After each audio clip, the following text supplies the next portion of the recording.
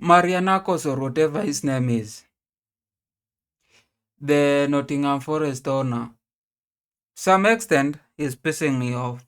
Then to some extent is making like really, really good decisions. To some, like it's nonsense.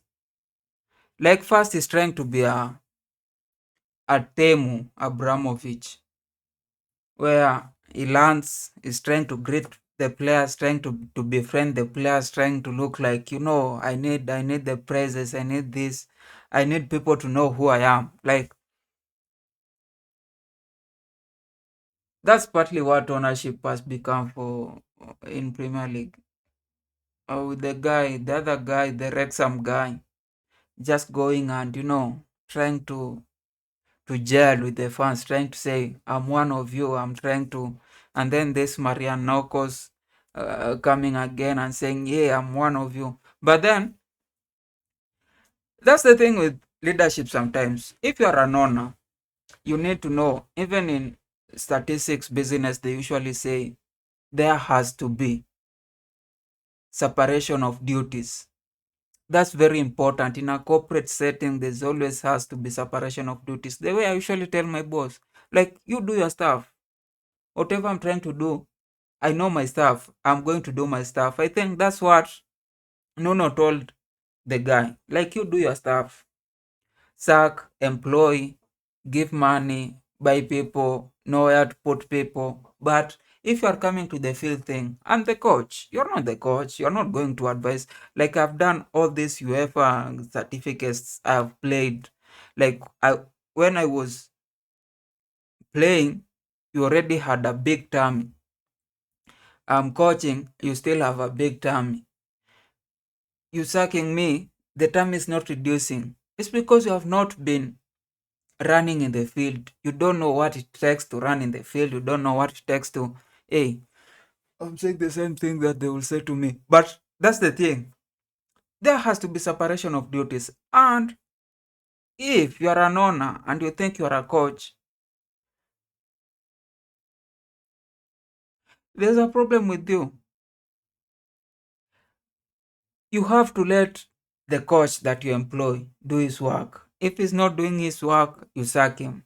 But now I think Nuno was doing a lot of his, like, the good work. I know Forrest had bought a lot of people, but then if you are looking at it in a big perspective, they were coming from relegation and they were still nearly going to relegation. Nuno had to come to work them out to become a force, like to become the top six. People wanted them to go to Champions League. They're right now in Europa doing their thing. That's that's progress. That's something you hail. That's not something you come and start guiding them, telling them, you need to do this, you need to do this. And I think that has been the problem, because when you are at the stands,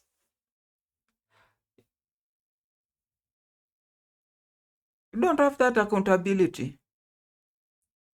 You are just forcing people to do something. The way fans usually say, hey, coach, change the person. Because they don't know what the tactics were, what the plan was. They are usually just instantly emotional. And I think that was the coach.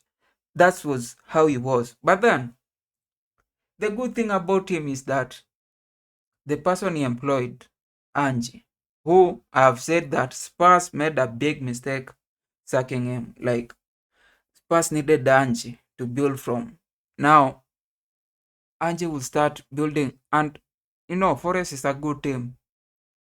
Last season, they didn't sign a lot of people. They lost some of the people. They were struggling with, getting quality. And that's what you need. And I think that's where Nuno felt, you want to coach, but you don't want to buy quality players, because for us to win, for us to be in contention for the Champions League, for us to be in the top five, we need to be spending and getting the same qualities that Arsenal are getting, Chelsea are getting, Man City are getting, for us to even have a chance with them. But if all we are getting are Chelsea rejects, Manchester rejects, Newcastle rejects, and the people we build are still being snatched. Like we build a Langa getting snatched. How are we going to compete?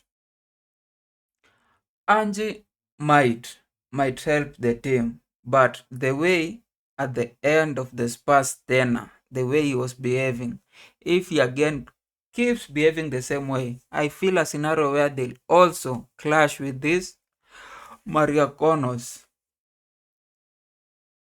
No. And he will go again into the same. That was the thing that was happening for Abramovich and us. Like, it was like, he gets emotional. The fans are asking for the manager's head. The fans want the managers to be sacked. And he comes in, he wants to endear to the fans, he sacks the guy. Whenever he has clashes with the coach, he sacks the guy.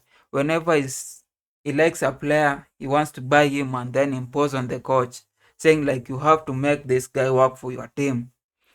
Then they have clashes and then he sacks the guy. Like, it's always a repetitive thing. And if you are not getting a person who has the right amount of,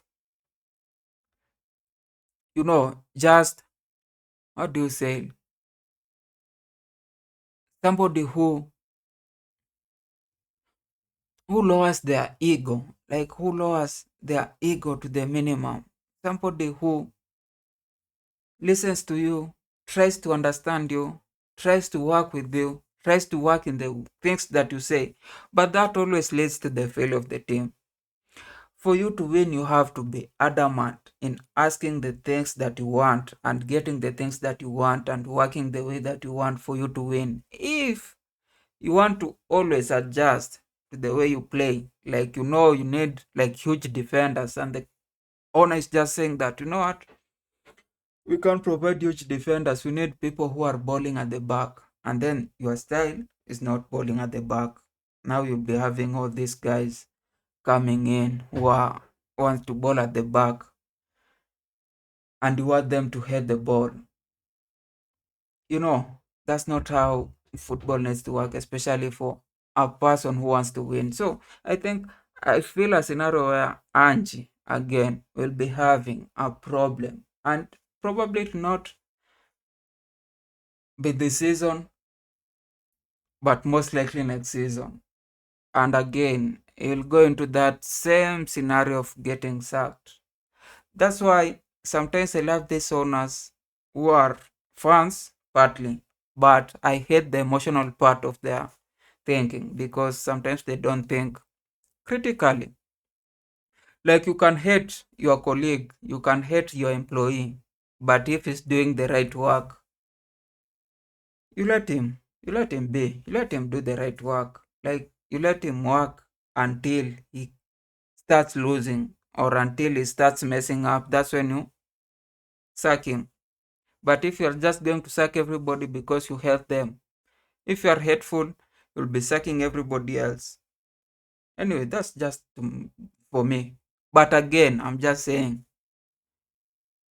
next season when Maria Connors and Angie split up, just come and say, Sensei, you said it. And I'll take my apologies. Anyway, right now you can subscribe and have a nice day.